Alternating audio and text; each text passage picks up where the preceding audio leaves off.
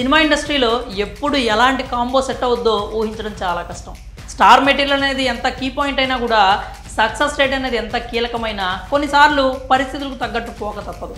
ఇప్పుడు ఇలాంటి సిచ్యువేషన్ కారణంగానే బోయపాటి విజయ్ దేవరకొండ కాంబో సెట్ కాబోతోందా అంటే అవుననే సమాధానం వినిపిస్తోంది. ఫ్యామిలీ స్టార్తో బిజీగా ఉన్న రౌడీ హీరోకి తనదైన మార్క్తో మాస్ మసాలా లైన్ సిద్ధం చేశాడట బోయపాటి.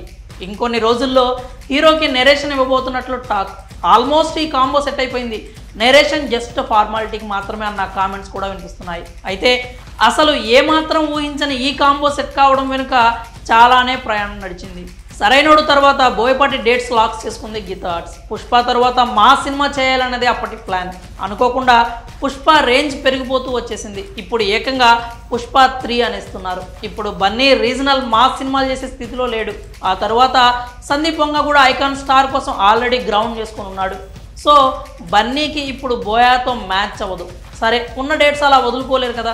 అందుకే ఈ మాస్ డైరెక్టర్తో మంచి కథ రెడీ చేయించారు. హీరో కోసం గత నెల రోజులుగా తెగ ప్రయత్నాలు చేశారు. హీరోలంతా మైత్రి, peoples media factory, Dil Raju దగ్గర బిజీగా ఉన్నారు. అరవింద్ మెగా కాంపౌండ్లో ట్రై చేద్దాం అనుకుంటే అక్కడ బోయ మాస్ని తట్టుకునే స్టార్స్ ఇప్పుడు ఖాళీగా లేరు.